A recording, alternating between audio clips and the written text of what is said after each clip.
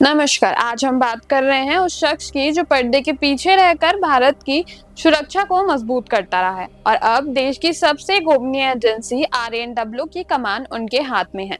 हम बात कर रहे हैं पराग जैन की। पराग जैन अब भारत के नए आरएनएडब्ल्यू के प्रमुख नियुक्त किए गए हैं।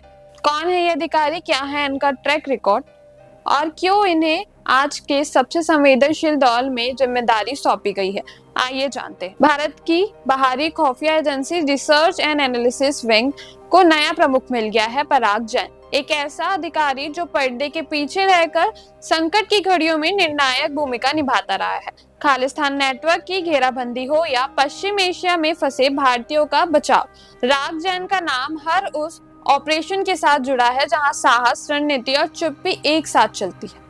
2024 में जब ईरान इजराइल संघर्ष ने तूल पकड़ा और भारतीय नागरिक वहां फंस गए, तब भारत ने नए गुप्त अभियान चलाए, ऑपरेशन सिंधु। इस ऑपरेशन की योजना और निगरानी में पराग जैन की केंद्रीय भूमिका रही है। बिना शोर किए दर्जनों भारतीयों को युद्ध क्षेत्र से बाहर निकाला गया और यह उनकी दक्षता और नेटवर्किंग क्षमता का प्रमाण था। खालिस्तान चुनौती, विदेश धरती पर रणनीति पकड़। पिछले वर्षों में कनाडा, अमेरिका और ब्रिटेन जैसे देशों में खालिस्तान उग्रवाद ने फिर से सिर उठाया और इसके चलते भारत और कुछ पश्चिमी देशों के बीच तनाव भी बढ़ा।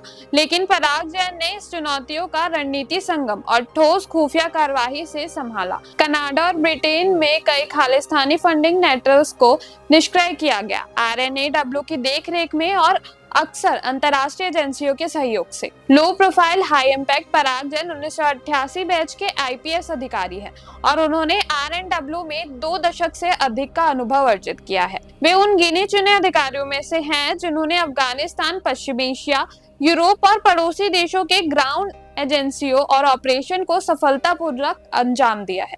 उनकी शैली बेहद शांत लेकिन असरदार मानी जाती है। ये ना तो कैमरे के सामने आते हैं और ना ही इन्हें सुर्खियों में रहना पसंद है, लेकिन जब संकट आता है तो उनका नाम सत्ता केंद्रों में गूंजता है। अभी का समय सबसे बड़ी परीक्षा है। आज जब भारत एक साथ कई चुनौतियों का सामना कर रहा है, चीन की घुसपैठ, पाकिस्तान की साजिशें, खालिस्तान का उभार और पश्चिम एशिया में अस्थिरता, तब पराग जैन जैसे व्यक्ति का आरएनएडब्ल्यू का प्रमुख बनना बताता है कि सरकार अब तेज, निर्णायक और सटीक रणनीति चाहती है। तो क्या पराग जैन भारत की खुफिया क्षमताओं को नए स्तर पे ले जाएंगे? क्या वो इस उथल पुथल के दौर में देश को सुरक्षित रख पाएंगे? अब ये आने वाला समय ही बताएगा। लेकिन एक बात साफ है, अब कमान उस हाथों में है जो बोलता कम है लेकिन करता बड़ा।